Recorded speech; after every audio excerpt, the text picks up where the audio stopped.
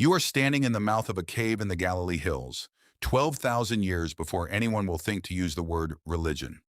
A funeral has been going on for days. Someone has dug a pit shaped roughly like a human body and lined it with stone.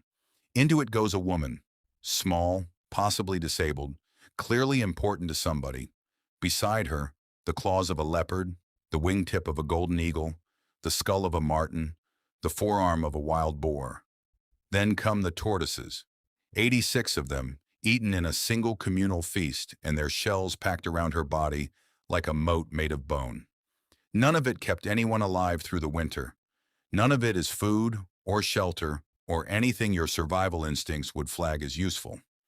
And yet someone decided this particular dead woman needed an entourage of dead animals to take with her into whatever came next.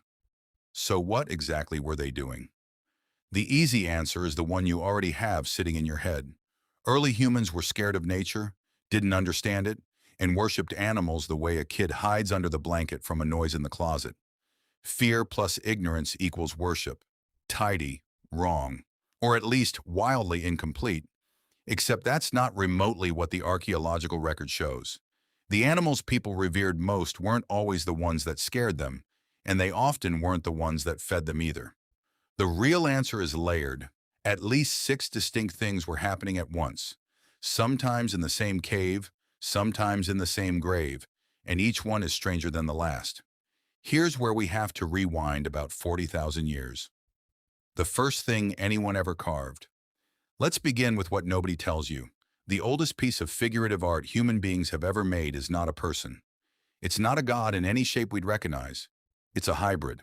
In a cave called Hohensteinstadel in southern Germany, a geologist named Otto Welsing found a box of mammoth ivory fragments in 1939, just 1 week before the start of World War II derailed the dig entirely.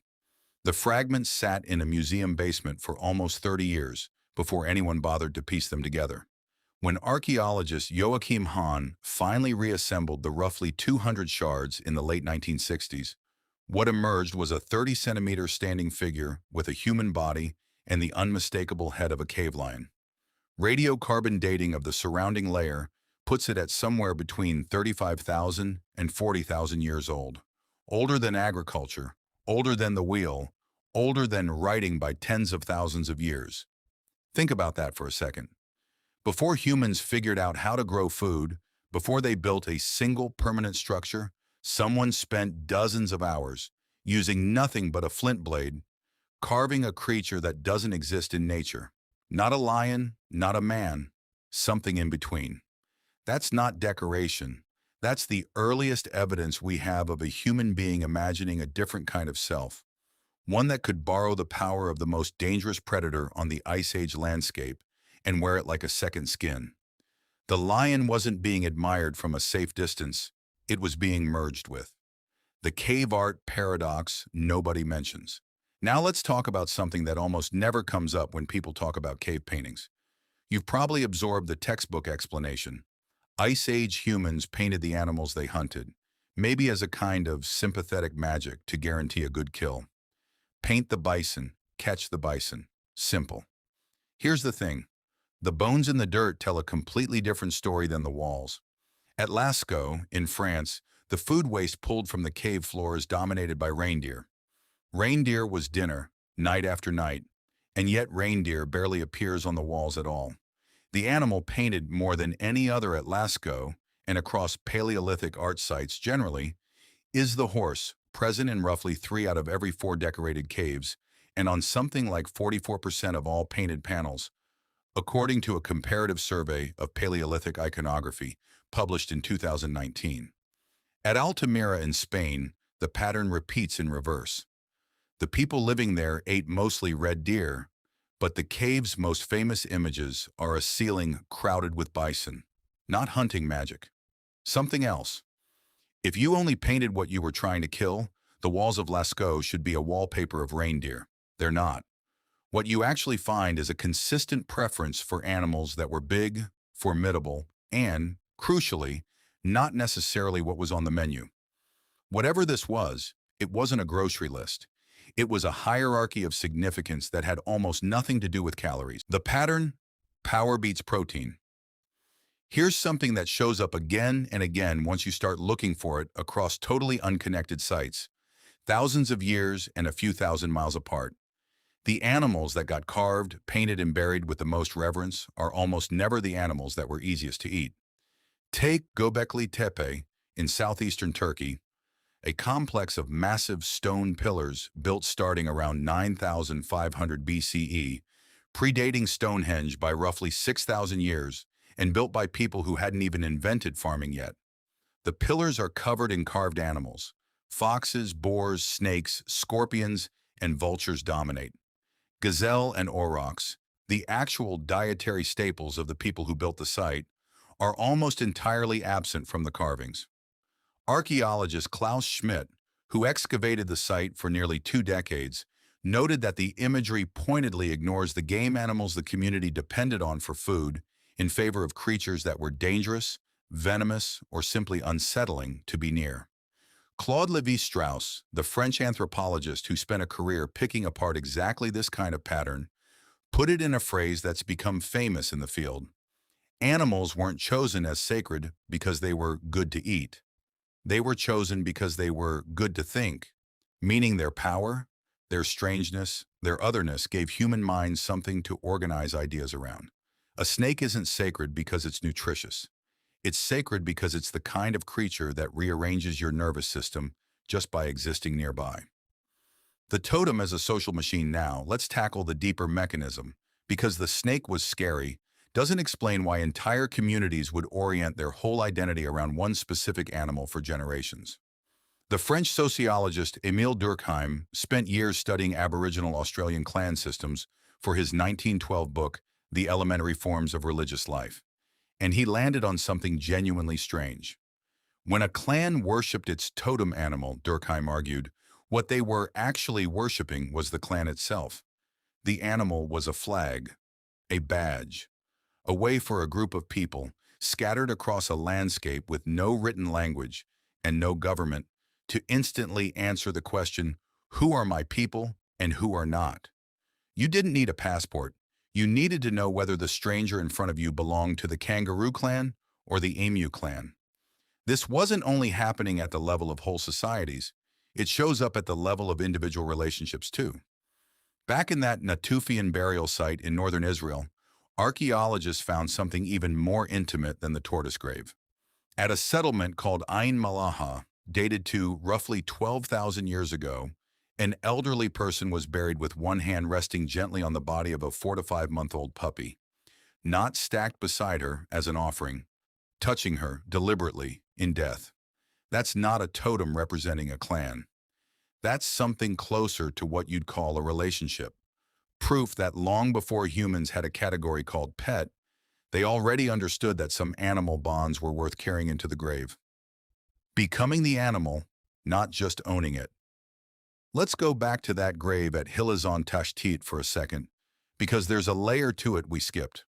Researchers who excavated the site in 2008 described the woman buried there as a likely shamanic figure, someone whose social role wasn't chief or hunter, but something closer to intermediary between the human world and everything else. The animals surrounding her weren't generic, they were specific, each one a creature associated with a different kind of power.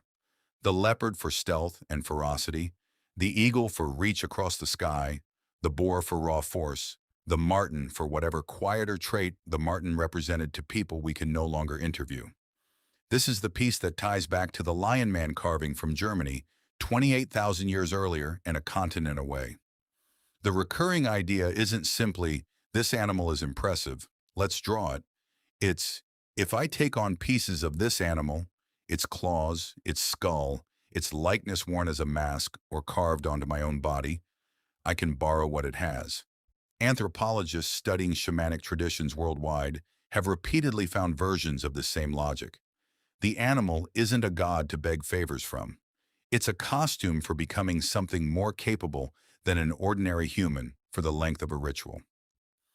The animal moves into the house.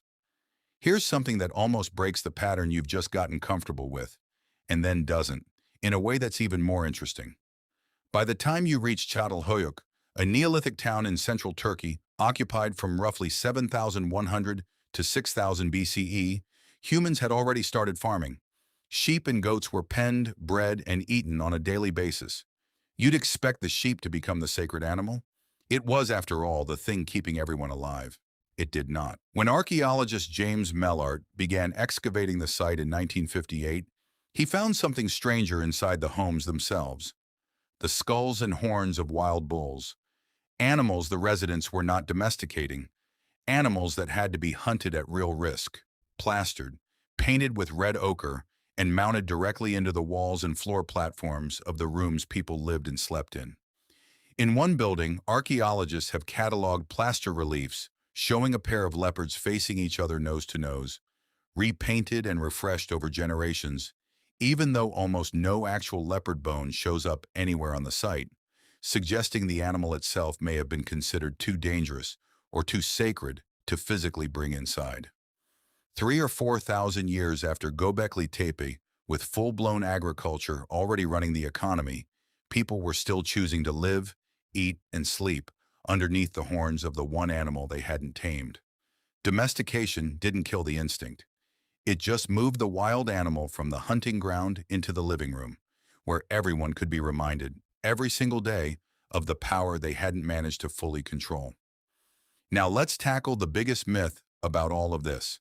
Now let's tackle the biggest myth about ancient animal worship, because Hollywood, best-selling fiction, and 100 breathless documentaries have spent decades getting this completely wrong: the so-called cave bear cult. The story goes like this. In the early 1920s, a Swiss naturalist named Emil Beckler excavated a cave called Drachenloch, high in the Alps, and found cave bear skulls arranged in neat stone boxes, with leg bones piled along the walls like a shrine. One skull even had a thigh bone driven through its cheek. Beckler concluded that Neanderthals were running an organized religious cult around the cave bear, worshipping, even sacrificing to, the most dangerous animal sharing their caves.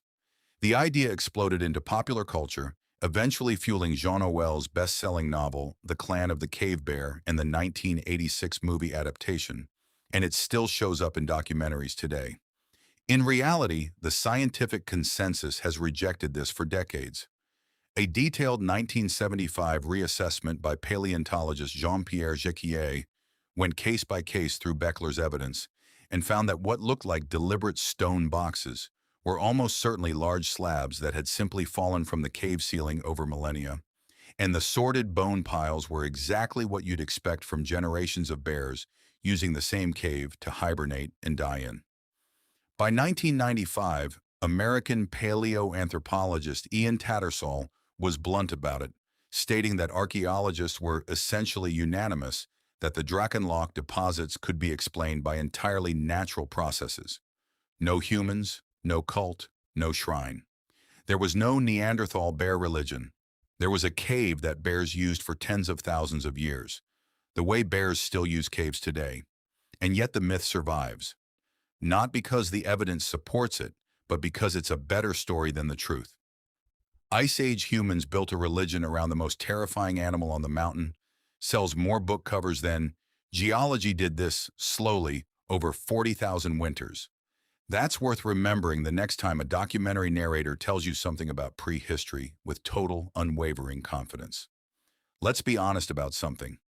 Let's be honest about something here, because this would be misleading if it wasn't addressed directly. A lot of what gets called animal worship in popular science is built on far thinner evidence than the confident tone of a documentary voiceover would suggest. We don't have a single sentence of Ice Age testimony explaining what the Lion Man figurine meant to the person who carved it. We don't have a Natufian diary entry explaining why that puppy was buried touching that woman's hand. Every interpretation you've just heard, totem, shaman's costume, social identity, spiritual transformation, is a reconstruction, built from bones and stone, in comparison to recorded cultures thousands of years later. Even the foundational concept of totemism itself has taken serious hits from within the field. Claude Lévi-Strauss argued in 1962 that totemism as a single coherent worldwide phenomenon was largely an illusion invented by 19th century European scholars eager to draw a clean line between primitive and civilized minds, comparing it to how doctors once lumped together unrelated symptoms under the single invented label of hysteria. Once you stop assuming all these scattered animal-centered practices are secretly the same thing, a lot of the tidy theory dissolves into something much messier and far more locally specific. None of that means these people weren't doing something real and meaningful with these animals. It means we should hold our explanations the way you'd hold something fragile. Firmly enough to use, gently enough that you're ready to put it down the moment better evidence shows up. Where this actually leaves you. Here's the part that should land differently than a textbook footnote. You are not separate from any of this. You're just doing it with worse animals. Think about the eagle stamped on a government seal, the lion on a soccer crest, the bear on a state flag, the wolf your favorite sports team named itself after, even though nobody on the roster has ever met a wolf. None of those choices are random, and none of them are about diet either. Nobody picked the Detroit Lions because the team eats a lot of lion meat. They picked an animal that's good to think, in Levi-Strauss's phrase, an animal whose power you can borrow just by wearing its image on your chest. That's not a coincidence sitting next to ancient totemism. That's the same cognitive machinery, still running, 40,000 years later, just rebranded as merchandise. Look around your own life for a second. The snake on a medical symbol. The owl a university puts on its crest to signal wisdom it hasn't necessarily earned. The dog you let sleep on the bed, even though it contributes nothing to your survival, the way that puppy in the Natufian grave contributed nothing to that woman's survival either, except apparently everything that actually mattered. You inherited this. Not metaphorically, literally. The part of your brain that looks at a logo with a snarling jaguar on it and feels for half a second slightly tougher by association, that's not modern branding psychology. That's a 40,000-year-old habit wearing a corporate lanyard. The deeper reframe is this. Animal worship was never really about the animals. Not entirely. The Lion Man figurine wasn't trying to flatter a lion. The tortoise shells around that Natufian woman weren't a gift to tortoises. The bull horns set into the walls at Çatalhöyük weren't there to honor cattle. Every one of these acts was a human being using another species as a mirror. Animals became the first symbolic language humans ever spoke fluently, long before there were words for sacred, or soul, or us. You needed something outside yourself to think about the inside of yourself. And the wolf at the edge of the firelight was right there, doing exactly the things you wished you could do, moving without fear, killing without hesitation, surviving the winter on instinct alone. What's almost funny in a quiet way is that the species we ended up worshiping most consistently were rarely the gentle ones. We didn't carve shrines to rabbits. We carved them to creatures that could, under slightly different circumstances, have killed the person doing the carving. There's something almost tender buried inside that fact. The idea that early humans looked at the things capable of destroying them and decided instead of only fearing them, to become them, just for a little while, in stone and ivory and red ochre. And maybe that's the quiet thing sitting underneath all of it. Long before any human built a temple to a god with a human face, they were already building one to a creature with claws, wings, or fangs. Because somewhere in that act of borrowing, of merging, of carrying a piece of another animal into their own identity, they found something about themselves they couldn't find any other way.